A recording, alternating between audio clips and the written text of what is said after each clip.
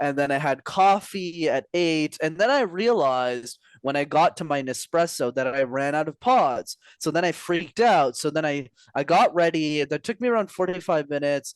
And then after, they actually talk like this a lot of the time. Be manly and the legends of humanity.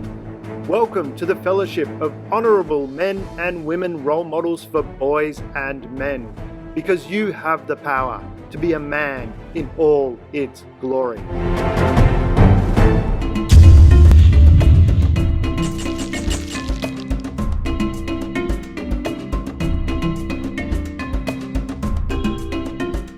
How important is it for boys and men to understand and adapt to communication styles and preferences of women in professional settings? I think it's extremely important, Damien. And I actually give the same advice to women in regards to men, which is I don't know who said this, or maybe it's an original, but I won't take credit for it.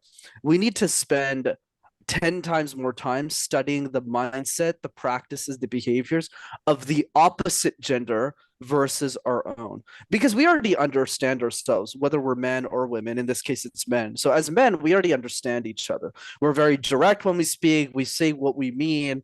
There's not much to unpack here if you're already a man. It's like, okay, like you know how to talk to men. Most of your men, friends are men. Like it's not hard. That's why you actually need to spend a lot more time with women and understanding their psychology. And by the way, they're like Venus and we're Neptune. So we have to, there's a lot more to learn here. It's a never-ending journey. Like I'll give you an example. Like the whole why do women when you ask a man, here I'll give you an example, David. When you ask a man how their day was, they generally respond with good. Like it was good. And the reason is not because they don't want to share how their day is. It's just the way that they're programmed is more okay, like if nothing interesting happened that day, I won't bring it up if it's not of interest. Whereas when you ask a woman the exact same question the exact same question and they had the same day as the man, they'll describe that day completely differently. They'll say something like, "Oh well, Damien, I'm so glad you asked. So I woke up in the morning at 7:30 and then I had coffee at 8 and then I realized when I got to my Nespresso that I ran out of pods. So then I freaked out. So then I got ready. That took me around 45 minutes.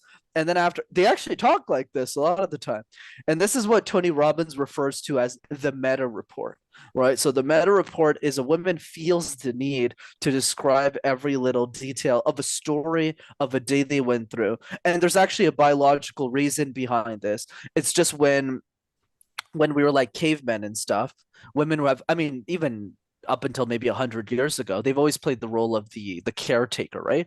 So it's in their DNA to not just look in a straight line, but to always feel out every part of their environment. Because if they're raising children and one of the kids goes out and eats the bad berries, they'll die, right? So they've just been conditioned to look at every little detail of their environment and the energy around them. That's just how they're wired. So that's the way they talk. So understanding that just as at an intellectual level just helps us as men cope better with that reality instead of going like, why don't you talk like me, which creates a ton of animosity and pain.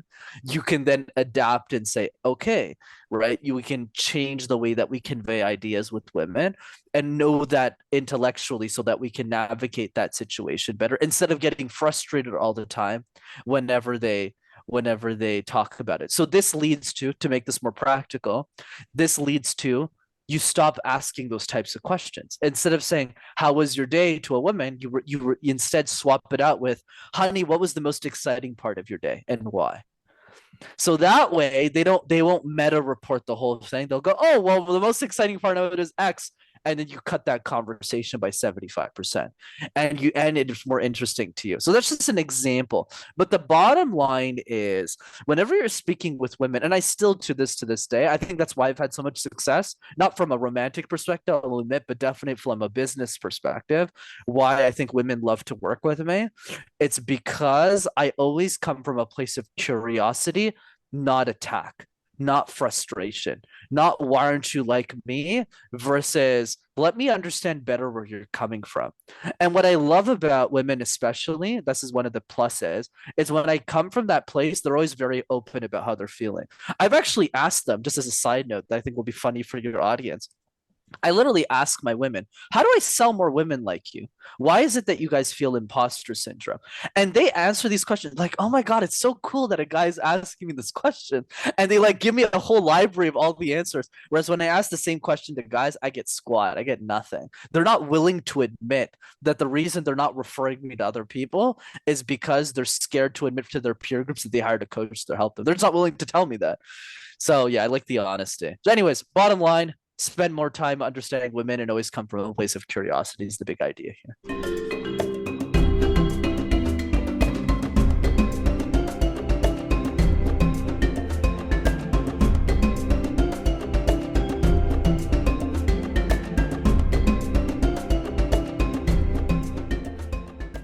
Before you go, you're invited to continue the Be Manly and the Legends of Humanity journey. Subscribe to our YouTube and become a patron, where you can become a courageous Crusader, a wise warrior, a daring Dynamo, and even an ascending Avenger. Here you'll find all the tools to become a man in all its glory. We're honoured to walk side by side with you on this extraordinary adventure. Together, we're unleashing the full power of manhood, creating a better world for everyone.